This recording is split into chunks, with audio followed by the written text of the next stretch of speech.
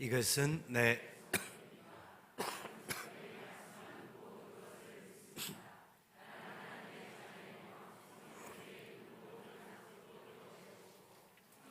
할 수 있다고 한 모든 일들을 나는 할 수 있습니다. 나는 지금 영원 불변한 하나님의 말씀을 받습니다. 내 생각은 깨어 있고 내 마음은 열려 있습니다. 지금 받으려 하는 하나님의 말씀으로 인해 분명히 나는 변할 것이고 성장할 것입니다. 할렐루야, 아멘. 가스펠 프로젝트 3권의 12번째 말씀이 오늘 말씀입니다. 가스펠 프로젝트 3권은 오늘 설교로 일단 마치게 되는데요.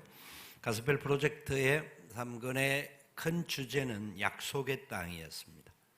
하나님께서 하나님의 백성들을 약속의 땅으로 인도하시는데 그 인도하심 속에 그리고 그 과정 가운데 우리가 어떻게 살아가야 할 것이며 하나님의 함께 해주시는 뜻 속에 우리는 어떻게 열매를 맺게 할 것인가 하는 것을 살펴보았습니다.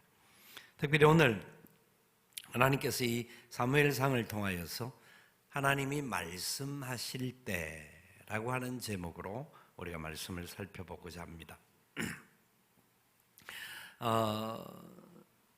이런 이야기들을 우리는 종종 할 겁니다. 내 말을 들으면 자다가도 떡이 생길 것이라고, 마누라 말을 들으면 먹고는 산다고, 제발 딴짓하지 말라고, 등등의 이야기들을 우리는 삶에서 들을 수가 있을 것입니다. 그렇죠. 어떤 도움이 되는 이야기일 겁니다. 그런데 성경은 우리에게 단호하게 이야기하기를 신명기 28장을 통하여서 하나님의 말씀 따라 순종하는 사람들에게는 하나님이 복을 주시고 하나님이 책임져 주신다.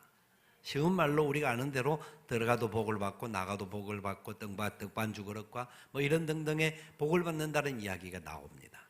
그 말씀 전제는 하나님의 말씀을 듣고 순종하며 지켜나가는 삶을 이야기합니다.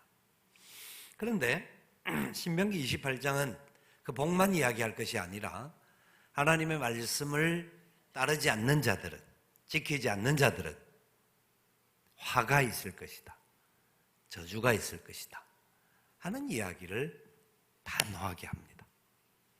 그러니까 모든 기준이 하나님의 말씀으로 복이 있고 하나님의 말씀을 지키지 않을 때 화가 있다라는 이야기를 합니다.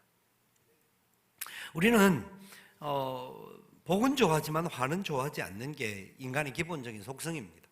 그런데 성경은 분명히 그렇게 이야기를 합니다.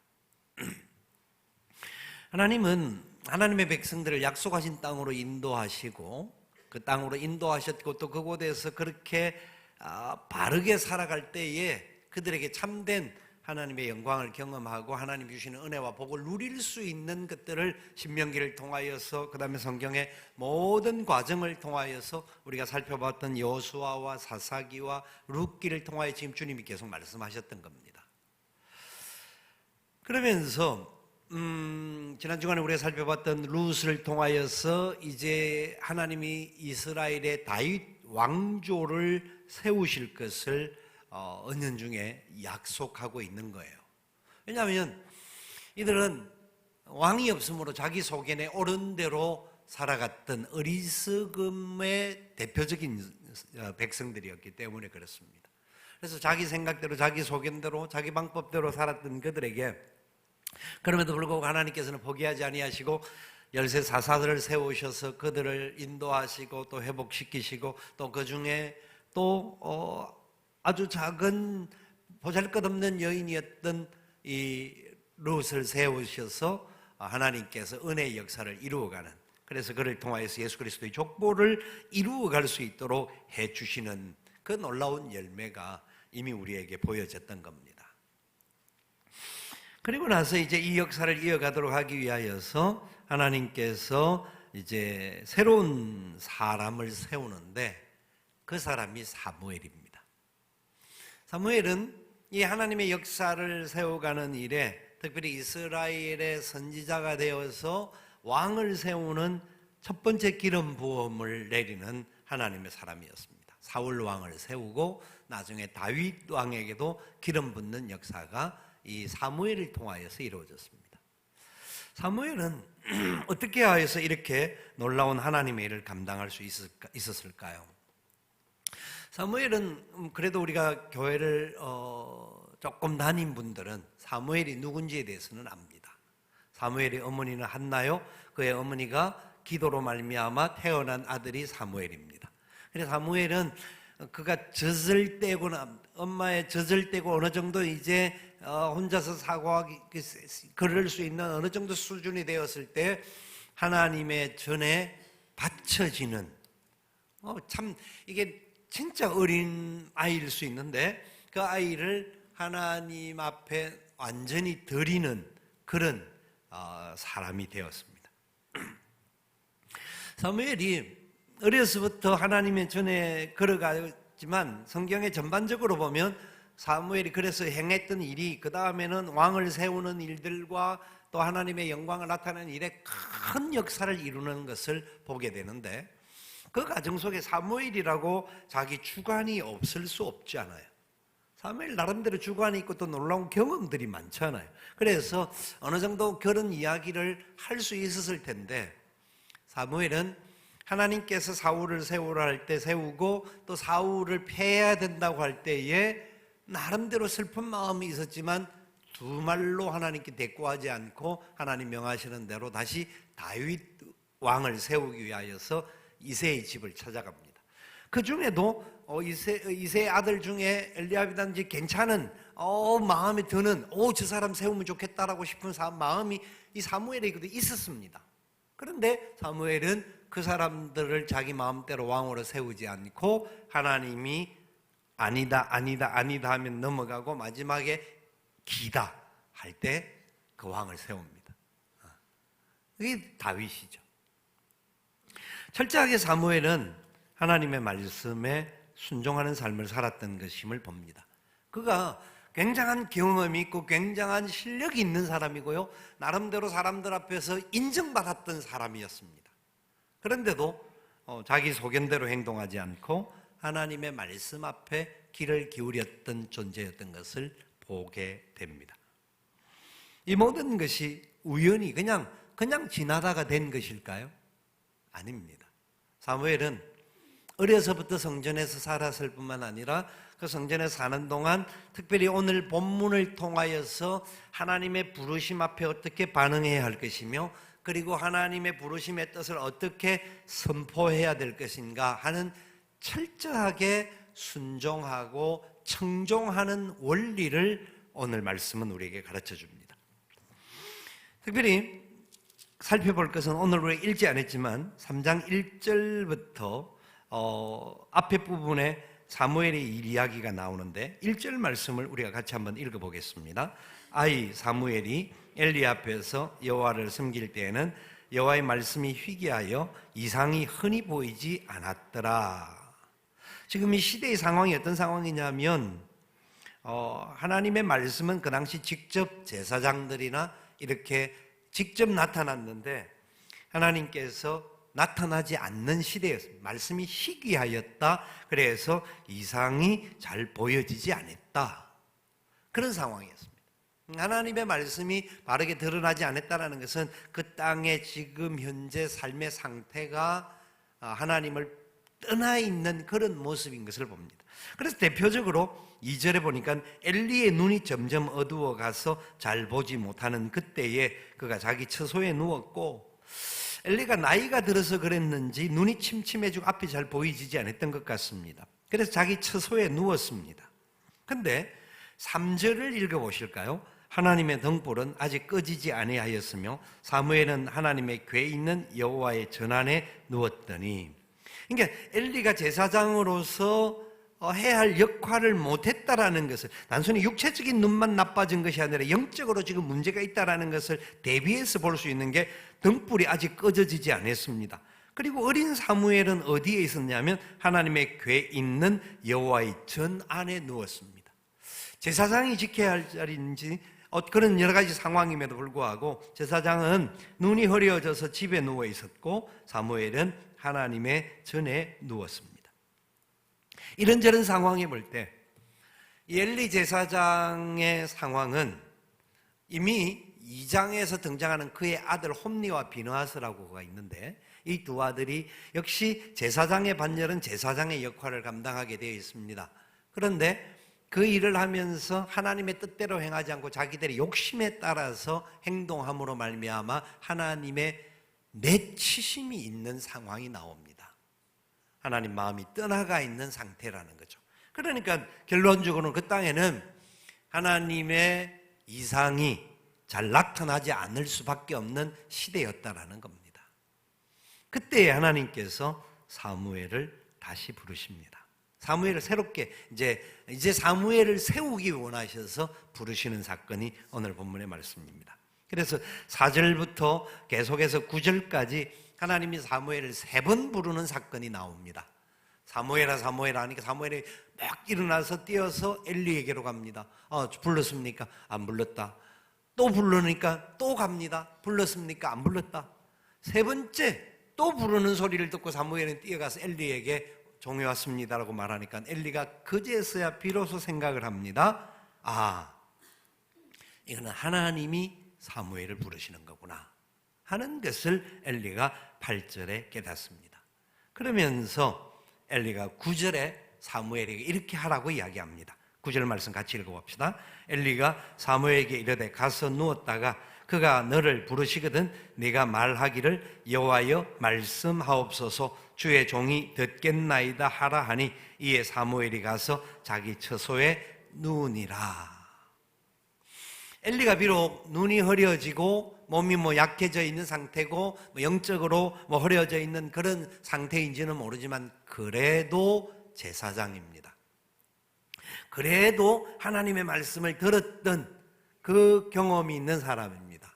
그래서 이 사건은 사무엘을 향하신 하나님의 부르심이 있는 것이다 라고 하면서 사무엘에게 가르쳐 줍니다.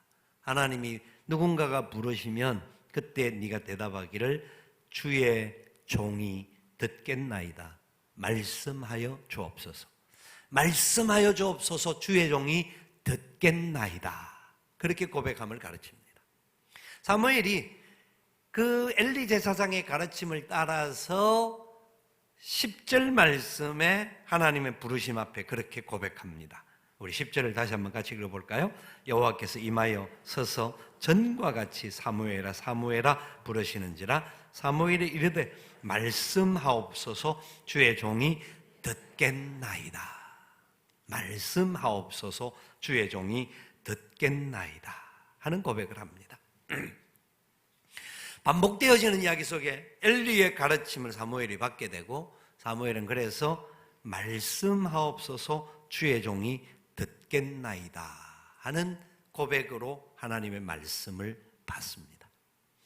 여러분, 사무엘은 몰랐습니다. 그래서 그 준비 과정은 성전에서 그냥 지내기는 했지만 하나님 말씀을 직접 듣지 못하였기 때문에 그의 삶에는 하나님의 뜻이 정확하게 나타나지를 못했습니다. 그러나 하나님의 부르심 속에 엘리 제사장의 가르치심을 따라서 말씀하옵소서 주의 종이 듣겠나이다 하는 고백을 통하여 사무엘의 생이 달라지는 역사가 일어납니다. 놀랍게 하나님이 그를 향하여서 구체적인 말씀을 하는 것을 듣기 시작합니다.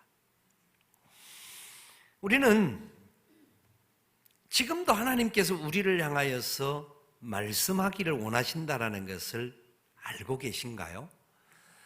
말씀하옵소서 주의 종이 듣겠나이다 하는 마음들을 가지고 걸어가야 합니다. 우리가 개인적으로 성경을 읽을 때 내 눈을 열어 주의 법의 귀함을 깨닫게 하옵소서라고 했던 시편 119편의 고백과 같은 고백을 하면서 주의 말씀을 또 붙들 수가 있고요. 또 기도하는 중에 또 삶 속에서 하나님께서 우리에게 또 깨닫게 해주시는 말씀의 뜻들을 발견할 수가 있어요. 그리고 하나님께서 우리에게 말씀하시는 것 중에 대표적으로 구약에서도 그랬지만 신약에서도 하나님의 교회를 통하여서 강단을 통하여 목사를 세우시고 말씀을 선포하게 하시는 하나님의 놀라운 방법이 우리에게 주어졌어요. 19세기 말에 조지 위필드라고 하는 위대한 설교가가 있었습니다. 조지 위필드가 설교를 하다가 어느 날 한 사람이 계속해서 쪼는 것을 보았습니다. 그래서 설교를 하다가 잠시 멈추고 내려갔습니다. 내려가서 그 사람 옆에 가서 이렇게 이야기합니다. 내가 하는 설교가 위필드 자신의 말이라고 하면 주무셔도 괜찮습니다. 조는 정도가 아니라 주무셔도 괜찮습니다. 그러나 하나님이 말씀하시는데 어떻게 졸 수가 있습니까? 하고 도전을 했습니다. 심하게 꾸중을 하고 올라와서 다시 후반부 설교를 했습니다. 저도 어떤 때는 한 번씩 내려가고 싶을 때가 많이 있어요. 그러나 저는 위필드만큼 담대하지를 못해서 그냥 가는데, 근데 그 말을 들었던 그 사람이 그날부터 변화되기 시작했습니다. 하나님의 말씀이 그의 마음 중심에 뿌리를 내리기 시작했습니다. 그 말씀 앞에 겸손하게 서기 시작했습니다. 놀라운 은혜가 주어졌다라는 겁니다. 저는 이렇게 한번 생각을 해봅니다. 대통령을 만나는 사람이 대통령이 이야기하는데 딴 데 쳐다보는 사람 없습니다. 대통령이 딴 데 쳐다보고 있어도 그래도 대통령 뒤통수라도 보려고 노력을 합니다. 눈을 맞추고 싶어서 사진이라도 한 장 찍히고 싶어서 행동을 합니다. 그리고 대통령이 하는 말이라고 하면 그 장모들은 어떤 말이든지 기록해서 무언가를 실천하려고 합니다. 하물며 하나님의 말씀 앞에 우리는 먼 산 보듯 아니면 졸듯이, 그래요, 육체적으로 너무 피곤해서 어떤 경우에는 아픔이 있는데도 불구하고 교회를 나와서 약 때문에 졸 수 있다고 봅니다. 그러나 조는 것이 습관인 사람들은 철저하게 회개해야 합니다. 철저하게 회개해야 합니다. 하나님의 말씀을 두려워하지 않는다고 한다면 우리는 더 이상 하나님께서 우리에게 주시고자 하시는 은혜를 우리가 누리지 못하게 된다는 것을 아셔야 합니다. 사무엘은 하나님의 말씀을 듣습니다. 그런데 오늘 하나님께 사무엘에게 주신 말씀이 어떤 말씀이냐 하면 우리가 오늘 읽었던 11절부터 14절까지 말씀이에요. 11절부터 14절까지 말씀인데 무슨 말이냐면 엘리 집이 망할 것이라는 겁니다. 사무엘에게 하나님께서 첫 번째 들려주셨던 말씀은 그래, 이렇게 하면 힘이 있고 이렇게 하면 복이 있고 이렇게 하면 좋은 일이 있고 이런 말씀이 아니라 하나님 말씀을 떠난 엘리의 집이 망할 것이라는 겁니다. 그들은 죄악 가운데 있었기 때문에 어떠한 상태에도 제물을 드리나 예물로도 영원히 속죄함을 받지 못할 것이라고 하는 말씀을 사무엘이 듣습니다. 사무엘이 이 말을 들을 때에 얼마나 힘들었겠습니까? 말씀하옵소서 주의 종이 듣겠나이다 고백하지만 그 말이 그래도 자기를 그동안 보살펴주고 가르쳐주고 뭐 어쨌든지 간에 그 성전 안에서 엘리의 영향권 안에 살았던 사무엘이었는데 그 사무엘을 통하여서 하나님께서 엘리의 집이 망할 것이라는 겁니다. 사무엘이 얼마나 마음이 힘들었을까요? 그래서 15절에 이렇게 이야기를 해요. 사무엘이 아침까지 누웠다가 여호와의 집의 문을 열었으나 그 이상을 엘리에게 알게 하기를 두려워하더니. 사무엘도 인간이기 때문에 자기가 있는 그 말을 이 하나님의 말씀을 어떻게 하든지 어떻게 해야 될지를 막 겁나는 거예요. 그런데요, 놀라운 것은 16절을 보실까요? 16절을 보시면 이제 사무엘을 엘리가 부르고 난 다음에 사무엘이 엘리에게 갑니다. 그럴 때 17절, 18절 우리 같이 한번 읽어봅시다. 이르되 내게 무엇을 말씀하셨느냐 청하노니 내게 숨기지 말라.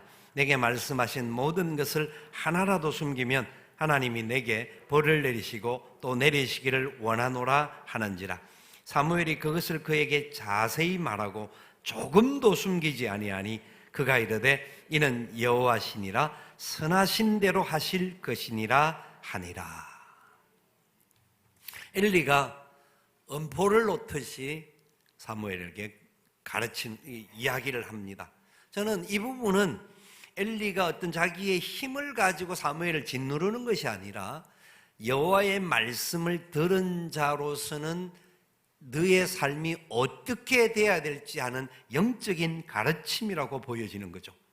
왜냐하면 하나님이 말씀하셨는데 네가 숨기게 되면, 만약에 엘리가 내게 숨기지 말라고 해서 막 엄포 놓듯이 듣고 나서 자기만 숨기고 사무엘을 막 감추고 이렇게 했다고 한다면, 사무엘을 갖다가 네가 이 말을 들은 걸 누구에게도 입 밖에 내면 너는 어떻게 될 줄 내가 너를 하여튼 두고 시비를 걸 것이니까 알아서 해, 이렇게 했다고 한다면 엘리가 이 했던 말의 행동이 다른 부분이겠지만, 엘리가 사무엘의 이야기를 듣고 난 다음에 그 집에 심판이 나타날 것이고 하나님의 저주가 일어날 것입니다라고 하는 이야기를 사무엘이 다 했을 때 엘리는 그것을 그대로 수용합니다.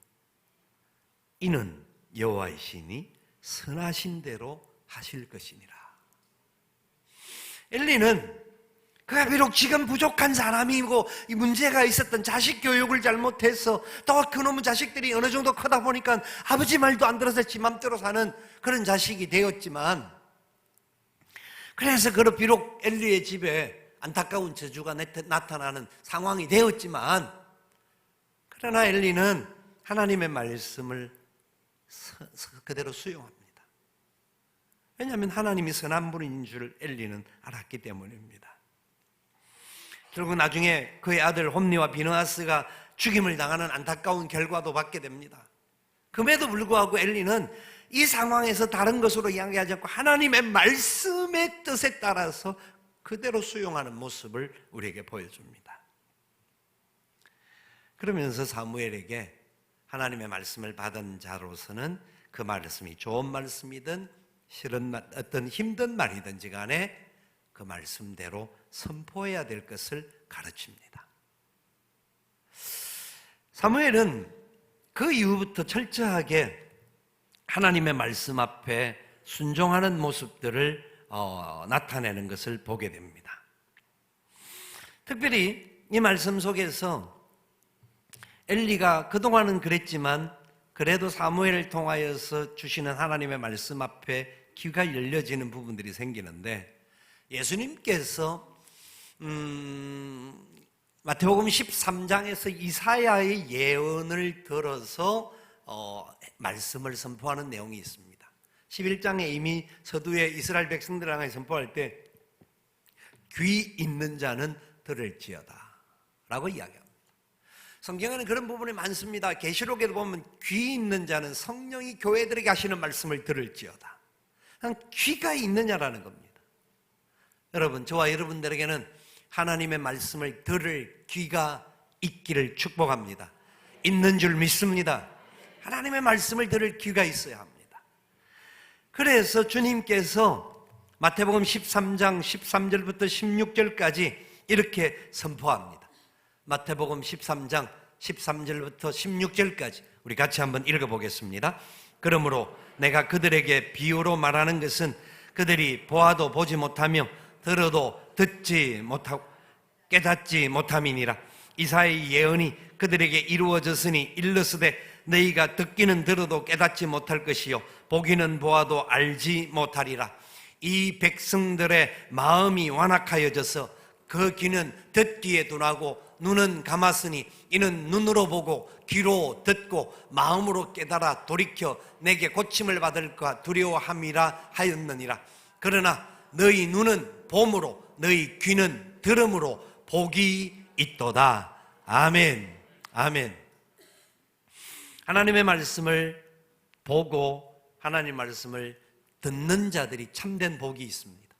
그런데 죄악을 저지른 자들은 귀가 이미 막혀져서 듣지 않을 뿐만 아니라 주님이 비유로 말씀하시는 것 때문에 더더욱 더 잘 알지를 못했습니다.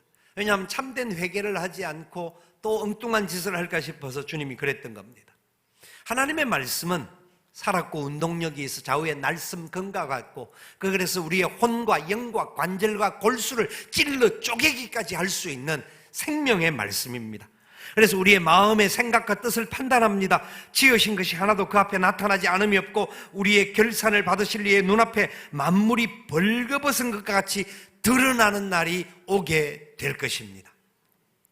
그렇기 때문에 우리는 철저하게 그 말씀 앞에 순종해야 하고 말씀 앞에 겸비하게 서야 합니다. 하나님의 말씀을 들을 때에 어떤 역사가 일어날까요? 비록 힘든 말을 들었지만 사무엘이 그 말을 순종합니다. 사무엘이 그 말을 듣고 그대로 순종하죠. 힘든 말이라도 좋은 말만 아니라 힘든 말, 회개를 촉구하고 심판이 나타나는 말이지만 사무엘은 그 역사를 그대로 순종합니다. 그러므로 인하여서 사무엘의 삶의 자리 속에 하나님의 말씀이 땅에 떨어지지 않는 역사가 나타난다라고 19절에 나타나고 있습니다. 사무엘의 삶은 철저하게 하나님의 뜻 가운데 승리했던 사람인데요. 2장 26절에 보면 이렇게 사무엘에 대한 이야기가 한 가지 더 나오는데, 아이 사무엘이 점점 자라매 여호와와 사람들에게 은총을 더욱 받더라 하는 이야기가 나옵니다. 아이 사무엘이 자라매 하나님과 사람들 앞에서 은총을 받게 되는 역사가 있습니다. 사무엘이 왜 하나님의 은총을 받았을까요? 왜 사람들에게 은총을 더욱 많이 받게 되었을까요?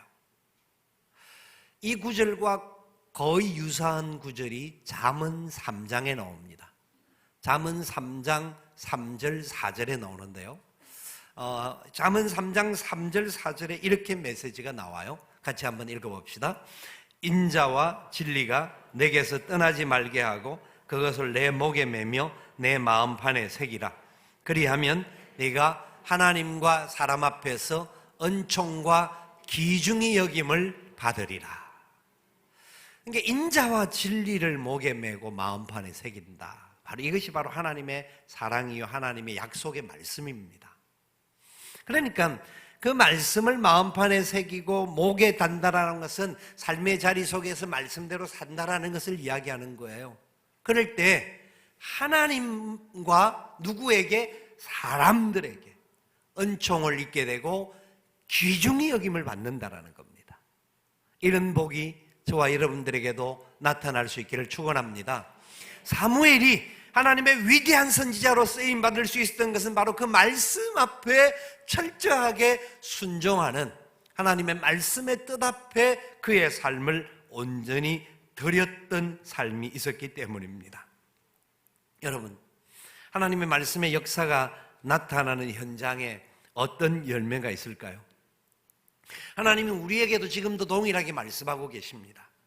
성경을 통하여 우리가 개인적으로 묵상하는 순간순간마다, 또한 목사를 통하여서 하나님께 던져주시는 메시지, 우리의 삶의 자리 속에서 수많은 말씀의 홍수같이 있는데, 진짜 이 말씀이 지금은 희귀할 때가 아니라 말씀은 홍수 같은데 하나님의 은혜의 역사는 우리에게 희귀하게 나타나는 시대가 아닌가 싶을 정도입니다. 우리는 말씀을 핸드폰에도 들고 다니고 이래저래면 다 가지고 있는데도 불구하고 이 말씀이 우리에게 역사되어지지 못하고 있는 것은 아닐까 하는 생각을 해봅니다. 하나님의 말씀이 역사되어지는 현장은 어떻게 될까요? 그 말씀을 듣는 백성들이 그 말씀대로 순종하고 그 말씀대로 걸어갈 때 하나님은 어떤 열매를 주실까요? 하나님은 교회를 통하여서 하나님의 역사를 나타내실 것입니다. 왜냐하면 하나님은 말씀하신 것을 반드시 이루시는 분이시기 때문입니다. 하나님은 우리에게 명하십니다. 너희는 가서 모든 족속으로 제자를 삼아 아버지 아들과 성령의 이름으로 세례를 줘라. 내가 너에게 분부한 모든 것을 가르쳐 지키게 하라. 하나님은 우리에게 말씀합니다. 서로 사랑하라. 서로 사랑하라. 이 사랑이 허다한 죄를 덮는다. 수없이 말씀하십니다. 그 말씀대로 우리가 산다고 한다면 반드시 하나님의 역사는 우리에게 열매로 나타날 것입니다. 그래야 해서 하나님의 역사가 나타나는 교회와 그 교회의 성도들은 하나님의 큰 은혜와 복을 받게 될 것입니다. 하나님의 장중에 붙들림을 받게 되고 하나님을 위하여서 살아가는 삶이 되게 될 것입니다. 그래서 하나님께 가까이 함이 내게 복이라고 시편의 저자가 고백하듯이 하나님의 백성들은 그 복을 받아서 이 땅에서 축복의 통로로서의 역할을 감당하게 될 것입니다. 들어가도 복을 받고 나가도 복을 받고가 우연이 아닙니다. 하나님의 말씀 앞에 순종하는 자들에게 하나님께서 그런 복을 주시겠다라는 겁니다. 그래서 우리를 바라보고 많은 사람들이 진짜 하나님은 살아계시구나 하는 것을 깨닫고 느끼게 하기 위함이라는 겁니다. 사도행전 19장 20절에는 말씀이 흥왕하게 될 것임을 분명히 이야기합니다. 하나님 말씀을 받는 그 교회 안에, 그리고 그 교회라고 하면 우리 석수교회 교회지만 우리 성도들이 살고 있는 삶의 모든 자리, 우리의 가정, 우리의 공동체가 모이는 우리의 목장 모임들, 우리가 함께하는 삶의 모든 자리 속에서 하나님이 왕이 되시고 교회의 영광을 나타내게 해주신다는 겁니다. 그곳에 하나님 말씀이 흥왕하게 되어지고 악한 세력이 떠나가게 되고 놀라운 부흥과 은혜가 일어나게 될 것임을 약속하고 계십니다. 저와 여러분들에게 이런 복이 나타날 수 있기를 원합니다. 여름철에 교회는 주일학교 아이들을 위해서 여름 성경학교와 여름 수련회들을 진행합니다. 여름 성경학교가 뭐 과거에 비해서 패턴은 많이 달라졌습니다만은 말 그대로 성경학교입니다. 여름 수련회는 말씀을 배우는 자리입니다. 우리 자녀들이 어려서부터 사무엘에게는 큰 부담이 되는 부담스러운 말씀으로 던져졌지만 우리 아이들이 어려서부터 하나님의 말씀, 생명의 말씀 따라 살아가면 지혜가 있고 말씀 따라 살아가면 놀라운 능력이 있고 말씀 따라 살아가면 다윗과 같은 승리하는 열매를 일으키는 그런 역사의 말씀을 어려서부터 배울 수 있다는 것은 복 중에 복입니다. 여름 시간들이 성경학교라든지 수련회를 할 때 되면 아이들 중에서 열심히 나오는 아이들도 있는 반면에 휴가철을 맞이하여서 부모님들과 함께 비스를 떠나는 경우가 있습니다. 예, 그것도 해야 되겠죠. 그러나 성경학교가 우선이 되어야 합니다. 성경학교 마치고 가도 돼요. 아니면 하루라도 하면 되죠. 그래요. 부모님들 중에 안 믿는 분이 계시기 때문에 또 어쩔 수 없는 경우도 생기지만 그럼에도 불구하고 잘 구슬려서 안 되는 경우가 별로 없는데 좌우지간 우리 아이들에게 어려서부터 말씀을 가르치고 이 말씀에 붙들림을 받게 하는 것은 최고의 복이라는 것을 우리 부모님들이 잊지 말아야 합니다. 우선순위를 둬야 합니다. 사무엘은 그 말씀을 받고 난 다음에 엘리의 말 따라 그대로 말씀을 전합니다. 참 힘든 전함이죠. 저주를 받는다라는 말을 전하는 게 쉬운 게 아닙니다.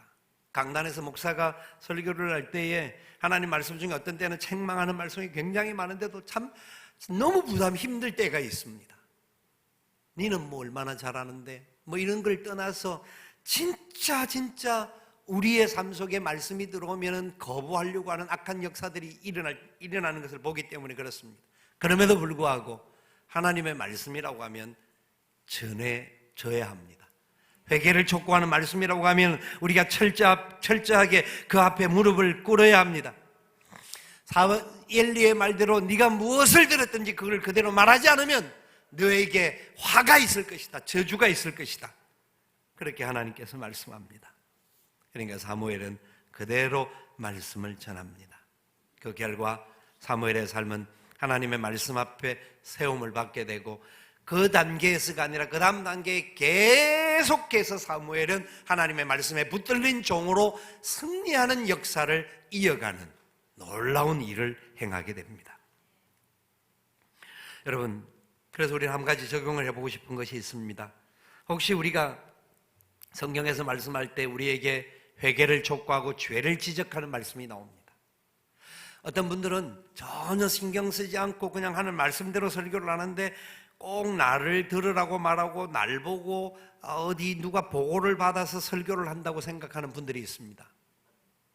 여러분, 그것은요 큰 은혜임을 아셔야 합니다. 성령께서 여러분들에게 그 마음을 주신 겁니다. 누구 이야기를 들어서 하는 이야기가 절대 아닌데도 제가 그런 이야기를 가끔 드렸잖아요. 그런 말씀이 들려지면 성령께서 지금 내게 주신, 목사님은 나만 미워하고 나만 친다, 그렇다고 생각을 하면 안 됩니다.